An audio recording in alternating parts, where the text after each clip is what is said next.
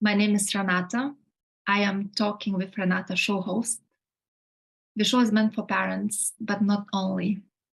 The show is meant for everyone who is interested into what's happening behind the scenes, who wants to go deeper and to see what's hiding behind the behavior, our children's behavior, our partner's behavior, our friends' behavior. We gather once a week with wonderful speakers from all around the world, and we explore the topics of life itself, the purpose it has, the meaning, the consciousness, what's behind the relationship and the dynamics. And I am super excited to introduce our today's guest to all of you in just a couple of moments. So I am thrilled to be here today with Thomas Campbell. Thomas is a physicist, author and expert on consciousness, author of the My Big Toe trilogy, and international speaker. Hello, Thomas. Hello, Renata. Thank you for inviting me. I'm so excited to be here with you today. And I'm going to tell briefly my story with your book, related to your book. So that was maybe 15 years ago. I was having a very sad day, and I was hiding it. So I didn't want anyone to know that I was sad. And we were on vacation in Florida. And, there was this cool guy who brings towels. When he brought us towels and he was doing small chat, and I was like, oh, not today. Like, I really don't want to talk. And I just wanted to give out towels and then, leave. Mm-hmm. And he looked at me and he looked again and was like, why is he doing that? And he just said, you know what? It's going to feel strange maybe because we are strangers, but still I want to tell something to you. And he said, there is this one book that saved my life. And I don't know if you're interested in reading, if you read books at all. Maybe it's not my business, but just, in case you want to check out this book, it's called My Big Toe. And you can find it online. And that's what I did. I came back home.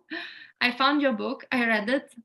And it's like I felt home. It's like everything I knew or suspected about life on some intuitive level, but I didn't have any knowledge to back it. Just I had this gut feeling that, there is this bigger picture.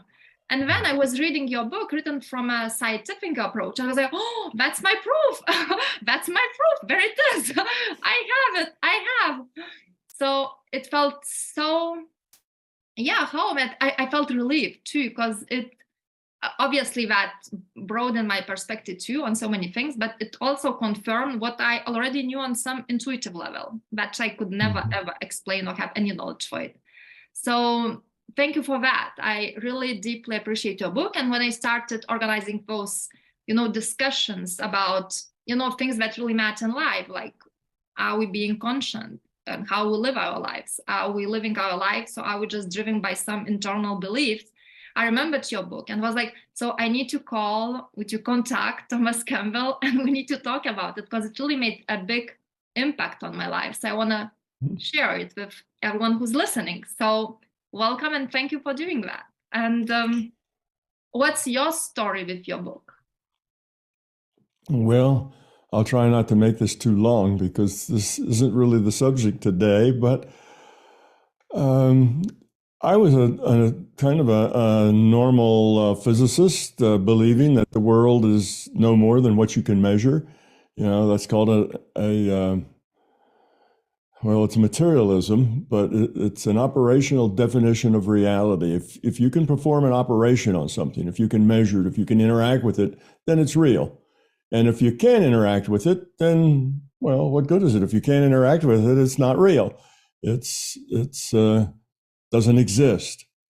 And I felt that way up until a point that I learned how to meditate. And shortly after learning how to meditate, I found that I could solve problems in my mind. I could find errors in my software that I was writing in my mind without even looking at the cards. In those days, it was punch cards. This is a long time ago. And debugging was very difficult because sometimes the errors were just errors in the card punch. The card, the thing that punched the hole would be just slightly off center. So there's no way that I could know that. There was no way that I could be possibly aware of that. But those lines would light up for me, and that would be one that's wrong. And I'd say, what's wrong with it? There's nothing wrong with that line. That's perfectly good code. But then I'd go repunch that card, and sure enough, it would work. So that told me that reality was more than just what you can measure, because this was unmeasurable. This was in another realm of reality that I didn't know anything about. So that just opened my mind dramatically. And I started, wanting to understand it. Well, if there's this, what physics does is models reality. That's what physicists do. They model reality. And here was this another part of reality that I knew was real, and I wanted to model it. I wanted to understand it. So that's kind of what started me on this trip. And then I ran into Bob Monroe, and he's the guy that wrote Journeys Out of the Body. And he had a lab for studying consciousness, and he was a real honest guy. He wasn't just making stuff up to sell books. And anyway, so I started working in the lab with him, trying to understand consciousness. And eventually I thought I did understand it enough to write a book, which is what the book that you read was. Really a book is a model of consciousness and how consciousness works and what consciousness is and where does it come from, and what's important in life. Why am I here? What should I be doing? It answers all those questions. And then I realized a couple of years after I published the book that I could derive physics from that same understanding. I could understand how quantum physics worked. And scientists today can't understand quantum physics. They say it's just weird science, but this model lets you understand it. It lets you understand, relativity too. And physicists today don't understand why the speed of light ought to be a constant. That's something that mystifies them. A lot of things mystify scientists today, things we call paradoxes. We know they're true, but we don't have any idea why they should be that way. And this model solves all those problems. And then I started looking in other fields, and it solves problems in biology and psychology and sociology and philosophy and metaphysics and ontology and epistemology and all of those areas of study. This solves those problems. So it really is a theory of everything, and it not only ends up creating a better, more general model of the physical world, physics, but it also creates a scientific model of the subjective world, the world of mind and feeling and thought. So if you're having problems, if you're having issues, if you're sad and unhappy or whatever, it will tell you why. And it will tell you what you need to do to stop feeling that way. Now, it's not always easy to do that, but at least you can understand why it is, why you are the way you are, and why you feel the way you feel. So this is an objective model of the subjective world, which is something new that we haven't had before. So I'm glad my book helped you. I'm very glad that you read it, and it's not an easy thing to read.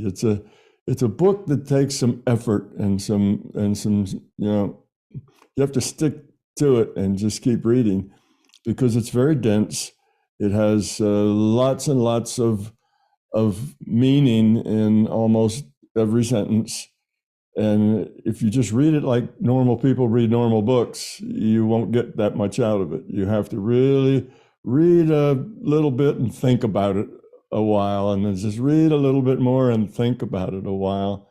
And it's a difficult read. So I'm impressed that you had the stamina to read it in English, which is not your native language. Exactly.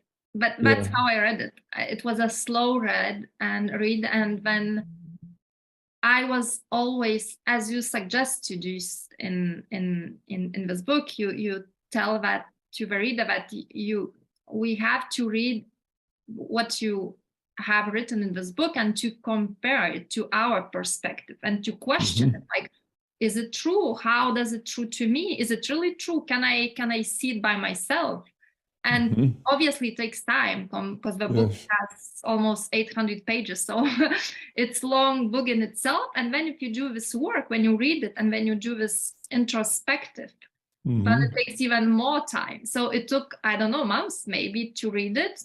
But then it was really a very deep and rich read, and I enjoyed it very much. And you say in your book, and I also listen to the talks you do, and you say that consciousness is fundamental and everything else is virtual.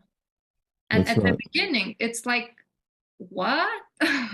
Especially coming from a scientist, like what is this book is going to be about? But when you start to read it and you realize, oh, that's really, as you say, it's really very logically written. It's not about just those philosophical, ideas about life, but you go in there as a scientist, and when you look for proof that what you say is what you find. So how would you mind to tell a little bit more about this? Consciousness is fundamental and everything else is virtual.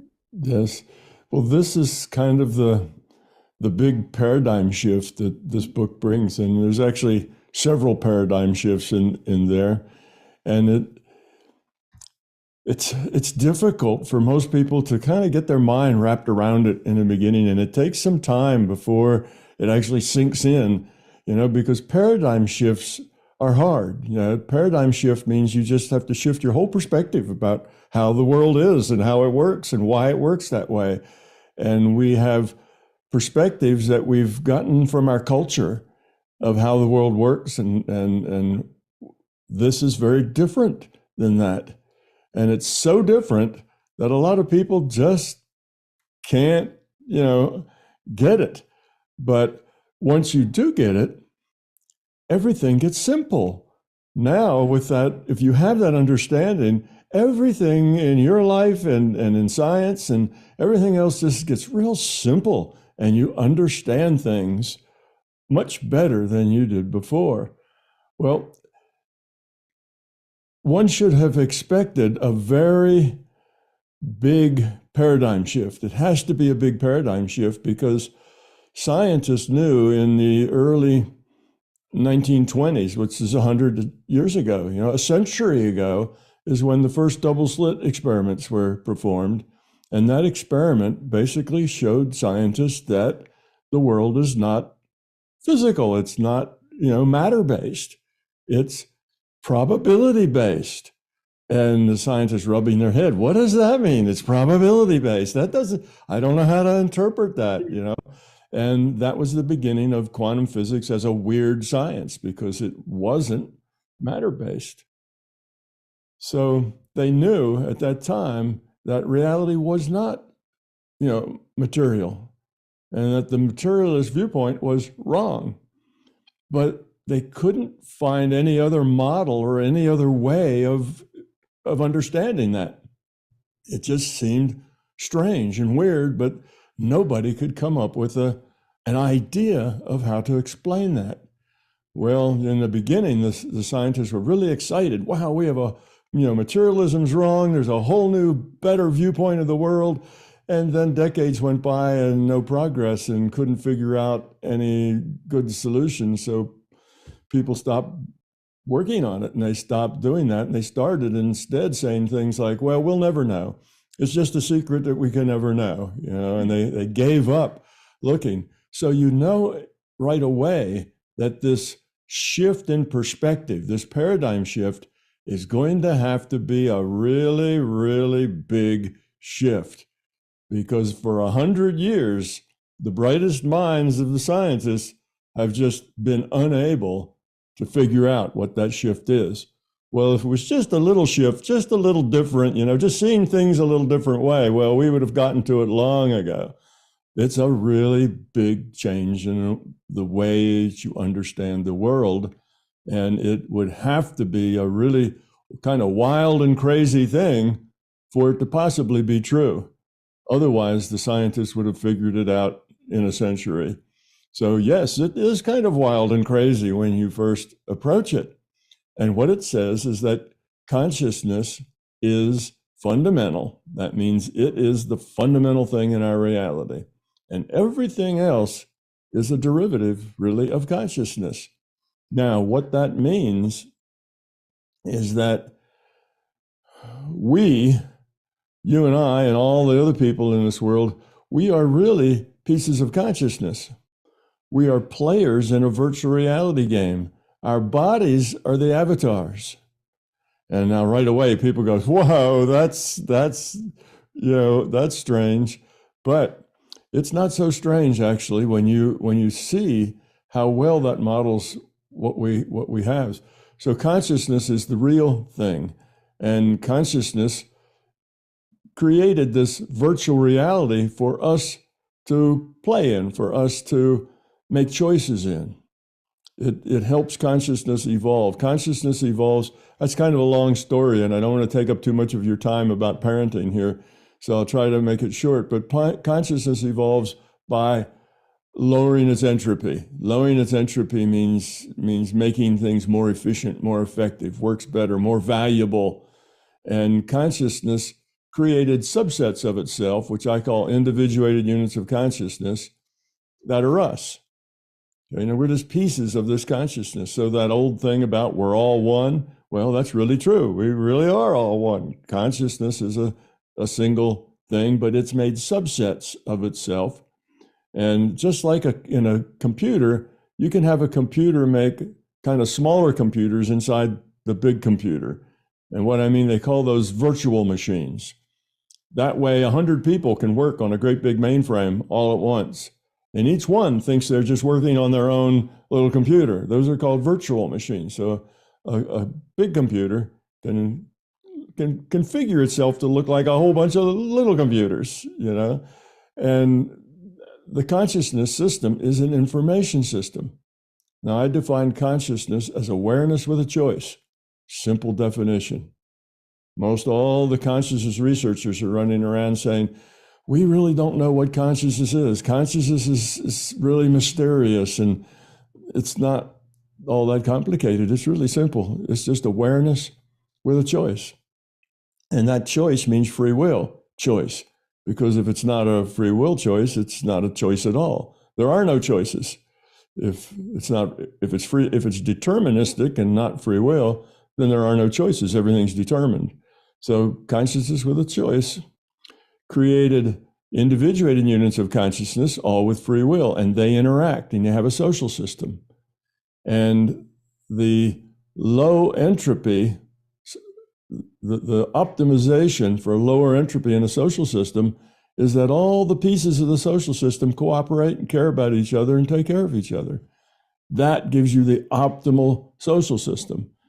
The opposite of that is where all the members of the social system are all in it for themselves. Everything's for me. And that just creates chaos and higher entropy. Entropy, I should say, is a measure of order. It's a measure of complexity, and more order than you have lower entropy. So awareness with a choice. Well, awareness, what does that mean? Awareness means you get information. What are you aware of? Well, that's information. And now that you have the information, you have to understand it. So you have to process it to see, is this valuable information or what? And then when you process it and see, you have to have some measure by which to know whether you want to go more of that or less of that. So you need a purpose. And the purpose is lowering entropy, more order. If all the bits in an information system are random, there's no information. So information itself requires an ordering of the bits. And if that information is more meaningful and more useful, then it's lower entropy. You can do more with it, you see. So consciousness is all about awareness. Awareness is about information and processing information, assessing information. Consciousness is an information system. So that's the idea. So now we are the players. We are pieces of consciousness playing an avatar, which are our physical bodies. Just like The Sims or the World of Warcraft or No Man's Sky, all these virtual reality games, we're just like that. We're the player. Now, the interesting thing about that is that from inside a virtual reality, let's say you're in the Sims game. If you're a character in the Sims game, you can't find the computer inside your game because the computer has to be outside of the virtual reality because the computer's creating the virtual reality. You see? So the computer has to be non-physical to the characters, to the avatars inside the Sims game. And the player also has to be outside. The player makes all the choices for the avatar. The avatar is just a drawn thing. It's just, computed. It's a computed thing. So it doesn't have any memory. It doesn't have any consciousness. It doesn't have anything. It's just computed. So they have to have the player make all the choices. And the player has to be also non-physical and outside because the player is always communicating with the computer. The player and the computer have to be in the same reality because they're in a constant dialogue with each other. And you can't do that across reality frames. You have to be in the same reality frame. So the player is also consciousness, a subset of consciousness. There's another part of consciousness that configures itself as the computer, which becomes the server. So now from the avatar's viewpoint, that's from the viewpoint of our bodies, both the player and the computer are non-physical, and they're both consciousness. Consciousness is fundamental. So you see, everything basically comes from consciousness. And believe it or not, once you understand consciousness, you can derive physics from that consciousness. So that theory of consciousness. So that's kind of the idea that we live in a virtual reality. And now the model has reasons of why, where does the virtual reality come from? Why does the system build the virtual reality? Well, if you evolve by caring and cooperating, because that's the low entropy way of interacting in a social system, then it's all this evolution is about making good choices. Low entropy choices, caring choices, loving choices.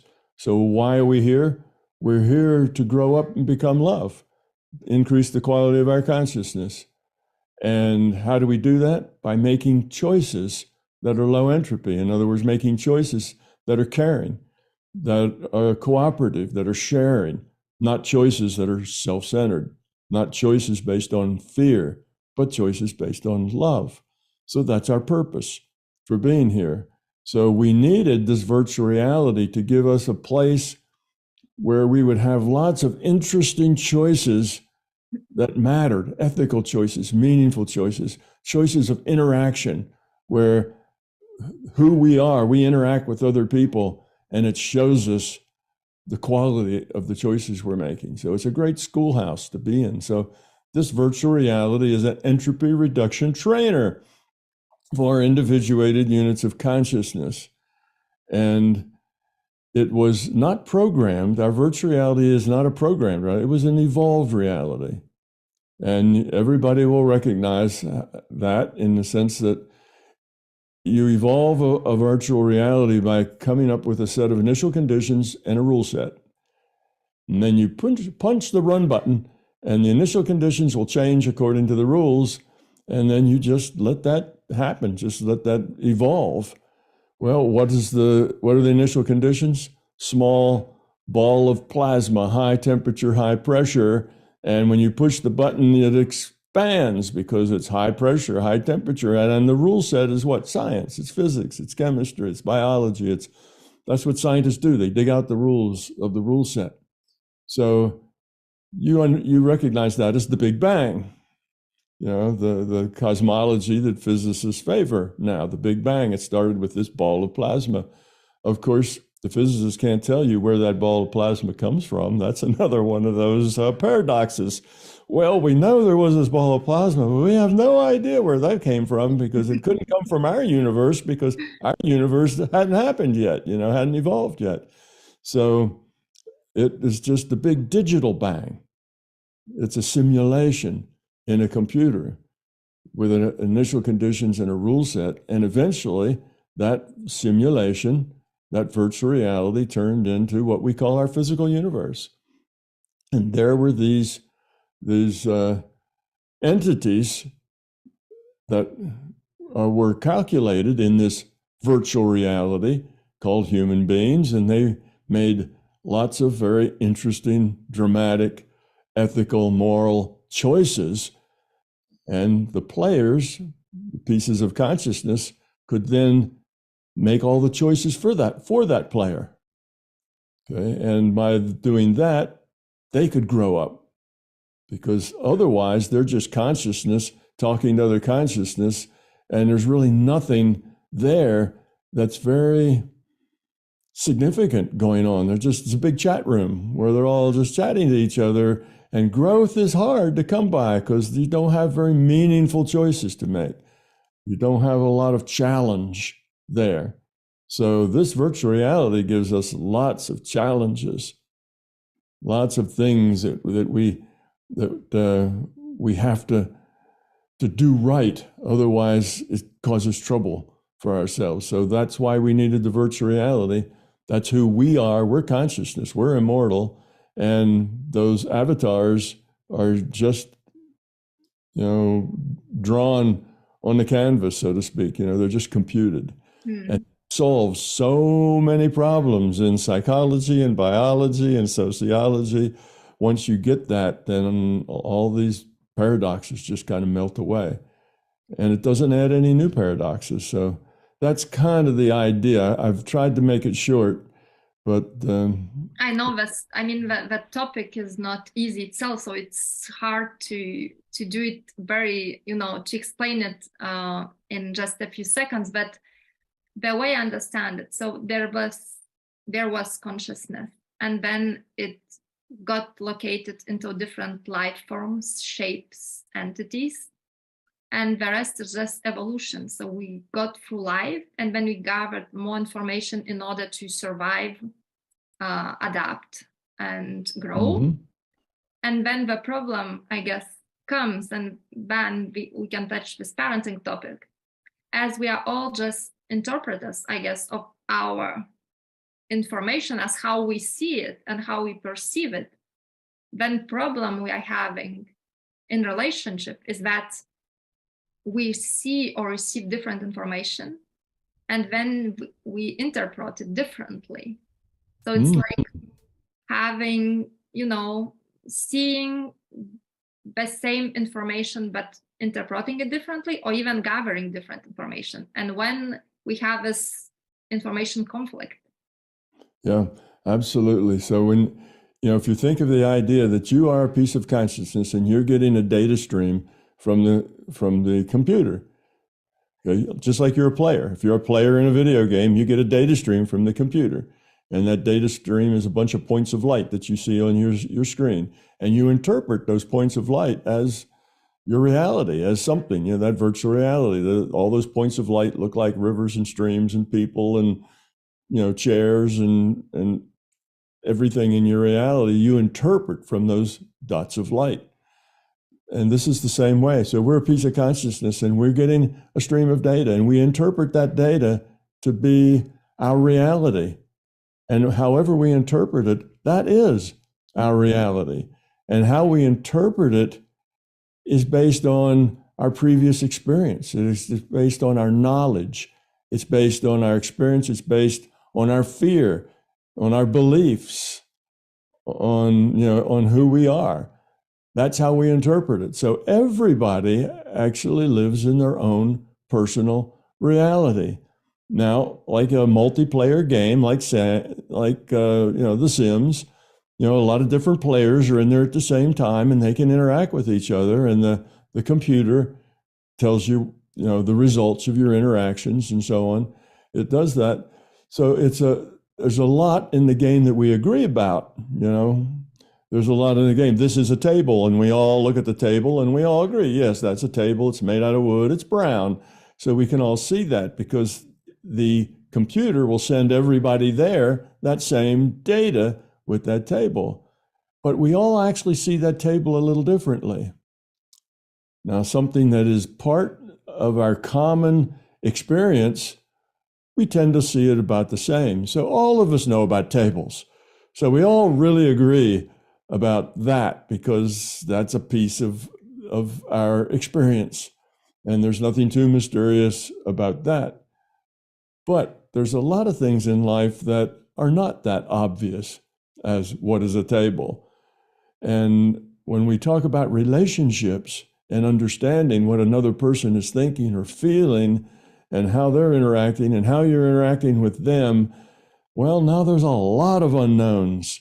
It's not a table anymore. It's something that has got a lot of uncertainty about it. And we tend to make up a story that sounds good to us of what's going on. And then we believe that story and we think that is that's the reality. And it's not at all. It's just our interpretation of the reality. And that other person has their own interpretation of reality. One good example of this is, there was a book written, I don't know, a decade or so ago, said men are from Mars and women are from Venus. Mm-hmm. And the book just pointed out the fact that males and females interpret the world differently. And that's a big problem between the genders because, males will say one sort of thing with this in mind and females will interpret it in a different way, and vice versa. Females will be saying something and the men will interpret it in a different way. And we have to realize that people are just who they are. They're different. And it's not just men and women, it's everybody, everybody. And once we understand that, it makes us be less judgmental. We stop judging people because they're not the way we think they should be. And we realize that's us. That's our own kind of self-centered view of the world.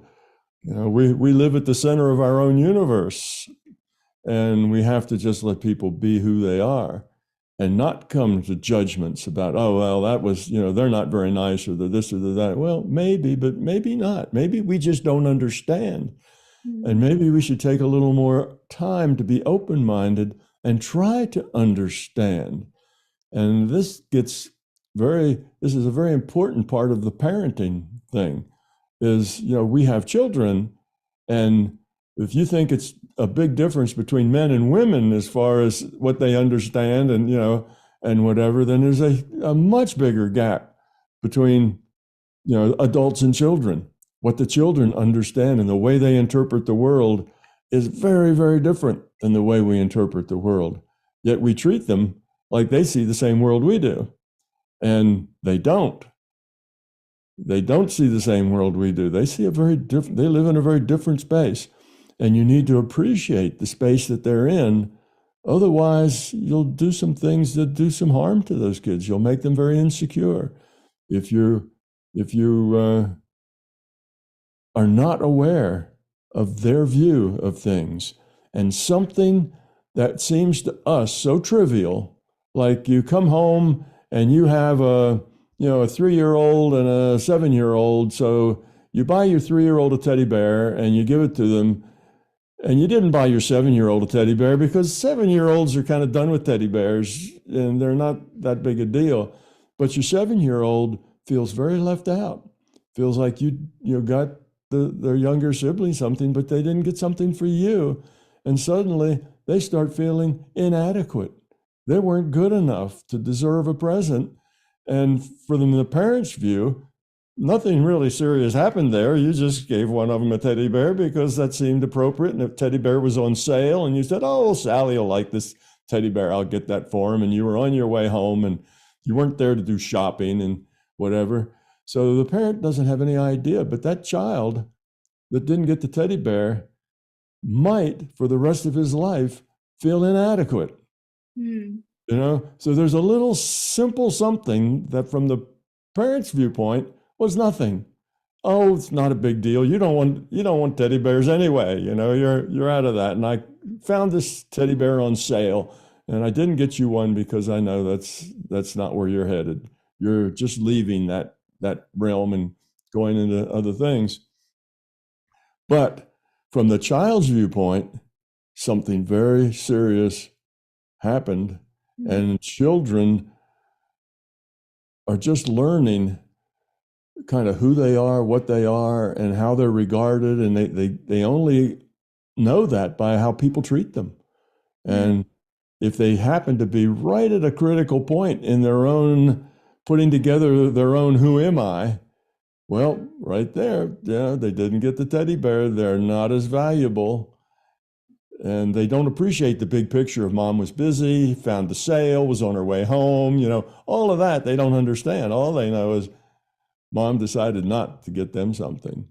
So we have to be aware of how children see the world and be very careful that we don't do damage by being thoughtless. And it doesn't mean that mom always has to bring a teddy bear to all of her children if she gives one to any. It just means she has to be aware of that. And she gives the little one the teddy bear and then picks up the other one and gives him a big hug and tells him how wonderful they are. That's all. It's not like mom has to buy everybody the same present, all the time, no matter how old they are. It just means that you have to be aware of their feelings and give them, maybe it's just a hug, maybe it's just a smile, or maybe just an I love you or something. And that just fixes it. You see? So it's those Right. those kinds of awarenesses that we need to know. And the problem is that we tend to be kind of self-centered. Most people, most of us are pretty much about ourselves. We see things, we live in our own reality, we have our own issues, and we're very much do things and want things that are good for us. And we think we're doing things for other people, and sometimes we are, but more often we're doing things because we think we should. It's our duty, it's our job. And we just want to get done with it so that we can do something that we really want to do. We got to wash those dishes. We got to clean this. We got to do that. We got to change diapers. We have all these things we need to do. And we see that as our obligation. And when we see it as our obligation, then as time goes by, that tends to fester, and you start to feel like I do everything, I have all these things to do, and I do more than anybody else. And you start feeling negativity because you're doing things because you think you should. You need to do things because it's the right thing to do, not do them because you'd feel bad if you didn't. And people would say, oh, you're not a good mom. You're not doing the job. You do things because that's what you want to do. That's what you need to do. It has to come from a positive place, not from a begrudging, yeah, I'll do it because I have to, because that makes a huge difference. Now, as far as actions go, there's no difference in the actions. You see the person, then they're doing the job. You really can't tell where they're coming from. But what's important in life isn't so much what we do, is why we do it. It's the intent we have when we do it.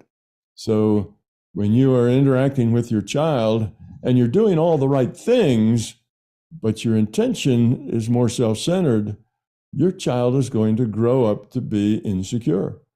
Your child is going to feel all of that because children take in a lot of information and understand it very well long before they can speak and give any information back.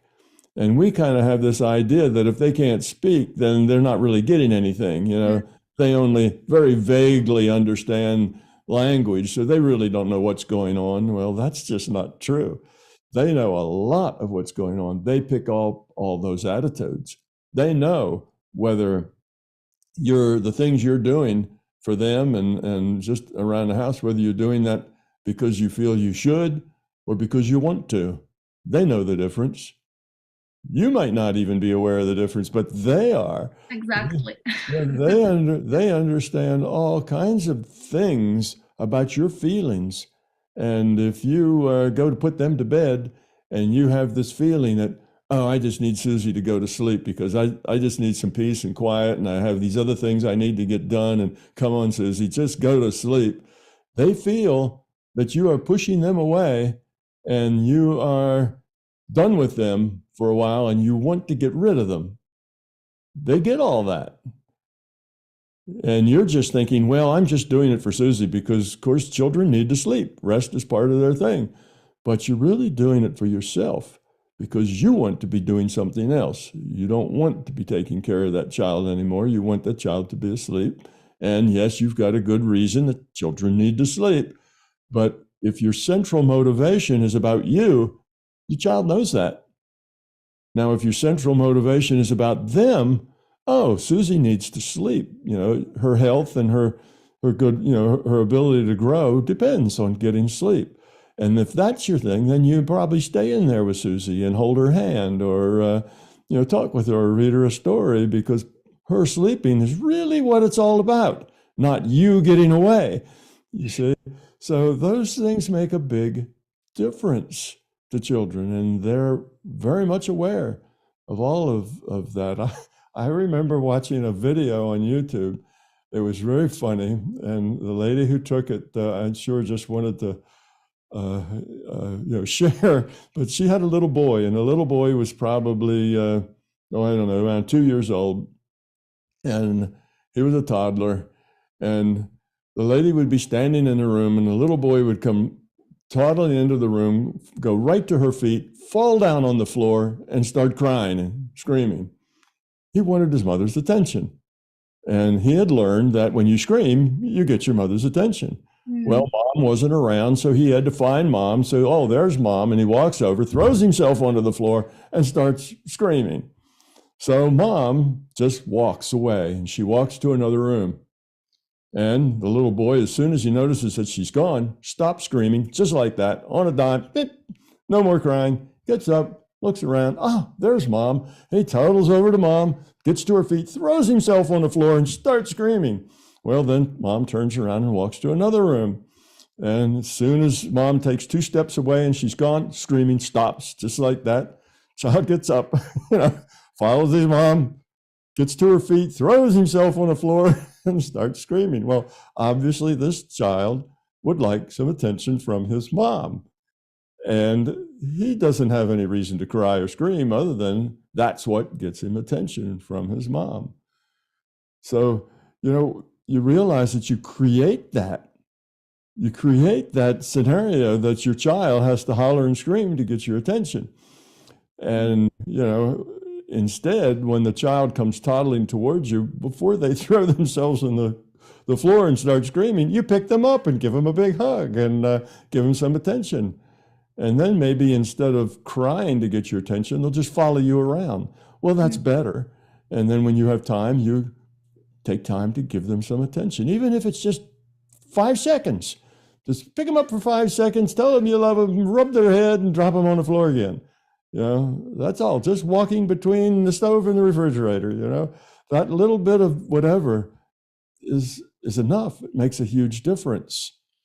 But if it's all about us, then we don't do that because that's in our way. We want to do this. We have to make dinner. We have to do other things. We've got things to do. So this you know, this idea that we're all consciousness, we're all, you know, pieces of consciousness playing these avatars. If you think about that, you've got a little piece of consciousness here who's very aware of what you do and why you do it. Especially why. Yeah, why you do it. They know. If it's about them and you're there because you care about them, they know that. And if it's about themselves, they know that too, that they're an inconvenience right now. It doesn't mean that you don't love them.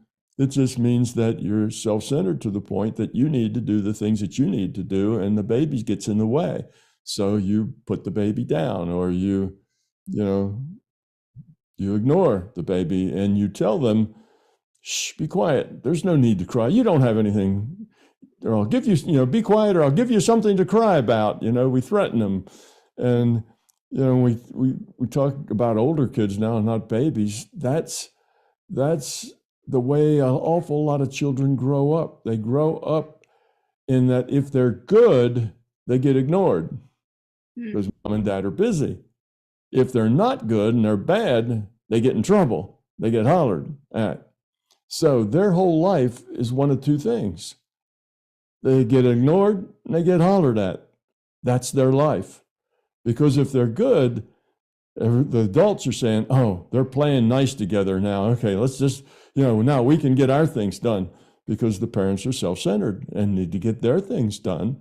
So the children, their life, the way they see adults and adult life is that they're either hollered at or they're ignored. Well, when that's your life, you feel very insecure.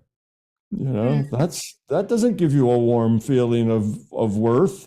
That makes you feel worthless. And you go and try to interact. Oh, I'm going to go interact with dad or mom. And they say, not now, I'm busy. But go over and play with your sister. I'm busy now. Well, you're ignored. You're not wanted. And yes, some of that children need to deal with, but if that's their constant life, you're going to affect, and you don't mean to. You're being a good parent. You're giving them a nice warm house. You're you're putting them in good schools. You're buying them the things they need, and you're taking care of them, you think, but you're not really paying attention to them in a way that they need. And they don't need a lot. They can understand that you're busy, but they just don't want to be pushed away. They can understand you're busy and they can leave you alone and appreciate that. But they have to also feel cared for and that they're loved and that they're valued and that the parents want them to be around. So, yeah, it's understanding that you are awareness and that each little awareness is evolving and making choices and understanding the world and coming up in their own mind with their own reality. They're not in your reality, they're in their own reality. And you have to think, what is their reality like? How do they see the world? And they don't see it at all like mom and dad sees it. They see it from a totally different viewpoint. I really love this metaphor about different virtual reality, because we often argue not about the physical life, but about the life that we perceive. And emotions are about our way to perceive life. I'm sad because I understand, I think, I perceive that what's happening, it's sad for me. And so I'm crying. And if I tell to my child, don't cry, or, why'd you cry? It's no big deal, just get over it. That means that I am denying the way he perceives life. So I'm in my own bubble, he's on his own bubble. I'm living in my virtual reality, he's in his own virtual reality, but we don't communicate. Yeah, that's absolutely right. We tend to be self-centered, which means it's about us, and we see that what we know and understand, we understand what would be good for everybody. We know how everybody should be. We know how our children should be. We know how our husbands and wives should be. We know how our in-laws and our parents, we know how everybody in the world should be. And we are certain that if they would just be the way we want them to be, everything would be terrific. But of course, everybody feels that way. Every individual feels that they know, what would be best for everyone else. And they don't realize that each of them are in their own reality, living their own life in their own way. And they have emotions, they have feelings, they get upset, they get angry. But that anger is a choice. They choose to be angry. And they'll point their finger at somebody else and say, you make me angry. But nobody can make you angry. You choose to be angry. And you get angry because of a fear that you have, because somebody said something that triggers one of your fears, and your response to that is to get angry, you see. So, yes, we all live in our own reality. We all have our own emotions, and we all believe that we know what's best for everybody else. And of course, that just doesn't work. It's so much better if you realize that other people just are who they are. Let them be how they are. Don't wish them to be different. Don't want to change them. Don't try to change them. Learn how to be positive with them just the way they are. And if there's negatives in there, well, let those go. They're not that important. Ignore the negatives and just interact with the positives. Don't push their buttons. Avoid their buttons. Don't set them off by saying things that you know are going to be upsetting to them. And in that way, you can have a good, positive relationship with almost anybody. You know, even people that now you don't like so much. You know, people at the office you don't really get along with. You can have good relationship with them if you just let them be and stop judging them according to what you think, you know, how you think they should be. They shouldn't be like that. They shouldn't say things like that. They shouldn't have that attitude. And now we get upset about what they should and shouldn't have. That's us judging them according to our reality and the way we feel. And of course, they are probably judging us, you know, according to what their reality is. And you just have a lot of people all fussing and fighting and fuming with each other all the time because they just don't understand reality and how it works, and that we're all different. We need to just accept that. Let people be different. Everybody is doing the best they can with what they've got to work with. And what they've got to work with is a lot of beliefs and fears and things that they learned in childhood and adulthood, and that's what makes them the way they are. That's what makes them insecure. Well, when you're insecure, you can express that in two ways. You can express it in being a shrinking violet that just doesn't say much and shrinks off to the side. But that's not the way most people express it. When you're insecure, most people express it by being belligerent, by being tough, by being, this is my way or the highway. And you know, you become arrogant and forceful, and other people need to do it your way because your way is right. And that's the way people hide their feelings of being insecure, by being blustery. It denies the insecurity. So that's kind of the way most people deal with it. And of course, it's just the thing that will annoy and bother somebody else who also is self-centered, because that, you know, what you're doing and your feelings are just not the way they see the world. So yes, let people be. Let them be who they are, and don't impose your view of the world on everybody else. Just make sure that the things that you do are good things, are low entropy things, which means you don't get angry, because everything negative is a low entropy bad thing. Once you get rid of your fear, you no longer get angry. You no longer get upset. You no longer feel used and abused and unsatisfied and not treated well. All of that stuff just disappears when your fears disappear. You know, you see things differently, and you take responsibility for yourself. If you start to get angry, you realize that's you, not them. You are getting angry because they are triggering one of your fears. You need to get rid of that fear. You need to not be triggered like that. You need to let them be the way they are and make it so you're impossible to trigger. Nothing can trigger you. If somebody's rude to you, you think, gee, they must really be having a hard day, because they must be feeling really miserable for them to be kind of rude like that. I wonder if there's anything I could say to help them out. So instead of getting angry, you feel compassion for people who are rude to you, because you know they're having a hard time, and they're upset. Their ego and their fear is giving them a hard time. So you either just get out of the way or you see if you can be helpful. But you I don't start fussing at them, because that's just throwing gasoline on a fire that's already burning, and it just makes everything worse. I love that, especially coming from a scientist. That's so true. And I have one more question for you. It's about your own journey. What did you find the most difficult part for yourself on this, consciousness journey? What do you find the most difficult in your relationship? What is the most difficult to accept? What's the most difficult to love in the way others perceive the reality? Yeah. Well, of course, the people that we're closest to are the people that will push our buttons. They're the people that will challenge us more than any others.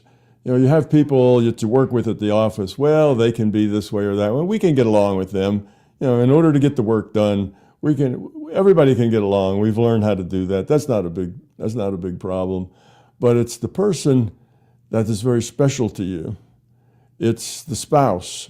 It's the parents. It's the children. It's the people that you hold dear, the people that you're close to. That's the big challenge, because those people can push your buttons and can get you, out of sorts and upset or angry better than anybody else in the world. So these close relationships, we need to look at them as learning opportunities. And the thing that I've had probably the most trouble with is probably a similar thing that many people do, and that is to just let people be. I have a problem with trying to help everyone. Not necessarily fix everyone, but trying to help everyone. And if that help is asked for, well, then it's a really good thing. But if that help isn't asked for, it can just get in the way and make everything worse. So it's hard for me, if I see somebody and they're having a problem, to not just step in and try to fix it and make it better. And I have to learn to just let people struggle with their own issues and their own problems and don't become a part of it. Just let it work out. They will learn from their own choices, and I don't have to help that process. I am not everybody's teacher, that sort of thing, just to let people be on their own. So if you see somebody, and if I see my wife and she's trying to get a lid off the jar, instead of just going over and taking the jar away from her and taking the lid off, I'll wait for her to ask me if she wants me to help her, you see. Because if I just go take the jar out of her hands and take the lid off, being helpful, well, what I've done is I've made her feel inadequate. I've made her feel like she can't do things. I've made her feel bad. And she'll be annoyed with me, but she probably won't say anything until I've done 10 things like that. And then snap, she's had it. So it's hard, though. You see somebody and they're struggling. You just want to fix it for them. You just want to take the problem away, and that is not helpful. You have to let people have their problems. You have to let people deal with the things they have to deal with. And if they want to ask for help, then you can be helpful. But if they don't want to ask for help, then leave them alone. Let them struggle. And so I find that kind of a challenge, to just let people be who they are. And you see that somebody you love and somebody that you care about is doing something that isn't going to work. It's doing something that's actually may even hurt them. It's something that's a problem. And if it's going to hurt them really badly, like they're about to cut their finger off or something, well, of course you say something. But if it isn't going to be a big disaster, then you just butt out and let it go, and don't try to step in and say, that would work better if you do it this way. If you did this other way and you did this, it'd be a lot more efficient. Just because you know that, well, that's your opinion. That's the way you see the world. That's the way you would do it. And that doesn't necessarily mean that that's the way they're going to do it. And if they do something that's inefficient or something that causes a problem, and that's just the way they do it, then let it be. Let it be that way. That's so hard to do. I mean, to most of us, it's so hard not to get involved, to just observe and wait for a sign. We just want to dive in and do stuff instead of people. Would you mind telling us where people can find you and, and enjoy more of what you are saying? Because I could listen to you for hours, I think. Well, yes. You can find me, of course, at my website. And in another, hopefully, couple of months, I'll have a whole new website that'll be much better than the one I have now. I'm in the process of getting a new one made. But right now, you can still find all about me and about the books and that sort of thing on my website, which is www.my-big-toe.com. Okay, that's my website. Now, if you want to see where I might be talking, where I'm going, or do I have events, do you want to buy a product or something, then you would go to www.mbtevents.com. And that's Donna and Keith, who you interacted with to set up this interview. And they basically put everything up on YouTube for me. Keith does all the editing of all my videos, and they're just my right-hand people that do an awful lot of the work, and they do it all for free. That's just something they want to do. And that site will take you to, say, an audio program that will teach you how to do all the paranormal things. Because as it turns out in this model, all those paranormal things are just normal things. They're normal to the intuitive side of a person. They all happen on the intuitive side. None of them will happen on the intellectual side. So you can get into those sorts of things there. There's a thing called Tom's Park, and that's for people who really have trouble with meditation. If you've tried and tried meditation and it just doesn't seem to work for you because you're just a very logical left brain type that just, has a hard time doing intuitive things, then you can get around the need to meditate with the Tom's Park and use your imagination instead. Practice with your imagination, and it will end up taking you the same place. So there's those kinds of things that are available. And on YouTube, I have literally several thousand videos on YouTube, and a few of them are short, like 10, 15, 20 minutes, but most of them are long, like an hour and a half, 2 hours. These are when I go out and give a presentation someplace, people buy tickets, people pay to do that.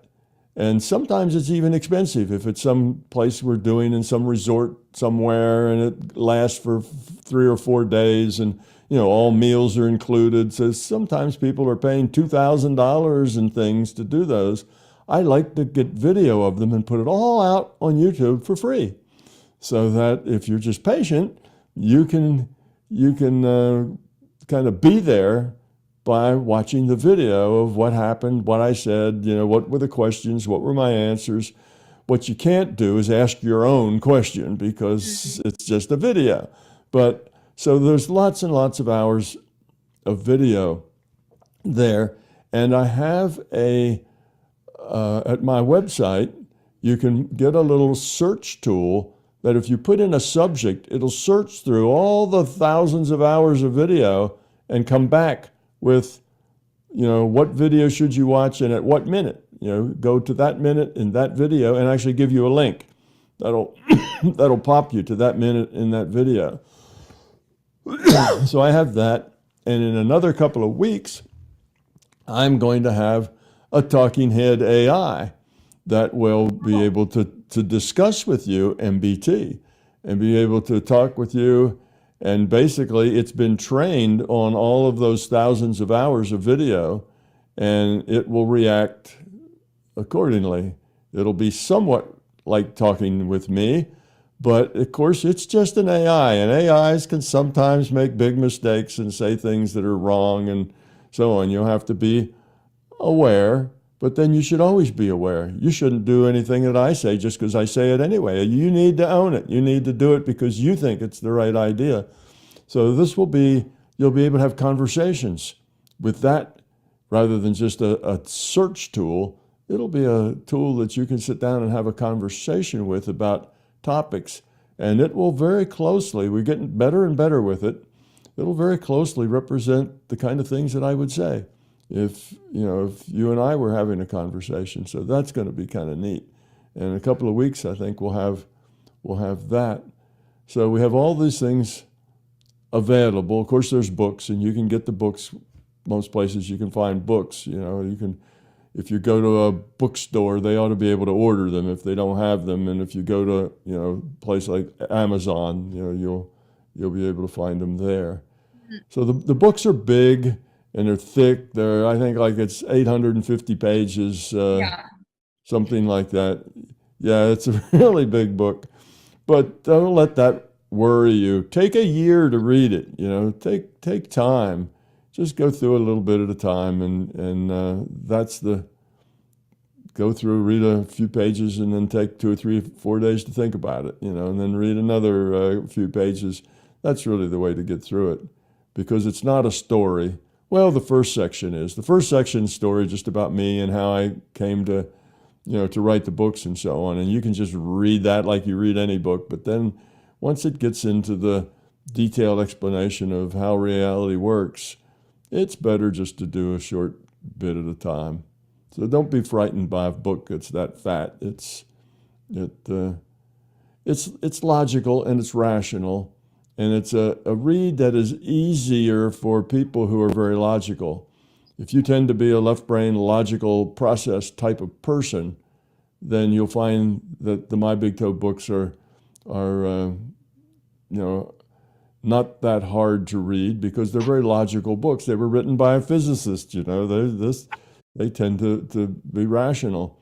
If you're very right-brained and don't do logic very well, you just grasp whole ideas without really thinking about the processes behind them, you may find the books more difficult.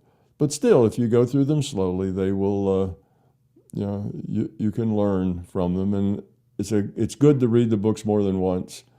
When you read it the second and third time, you'll find things that you swear were never there when you read it the first time, because you have changed. By the time you read these books, if you're really paying attention, you will be different by the end. You will be a changed person. And when you read it again, that changed person will pick up on things that just kind of slip right by you the first time.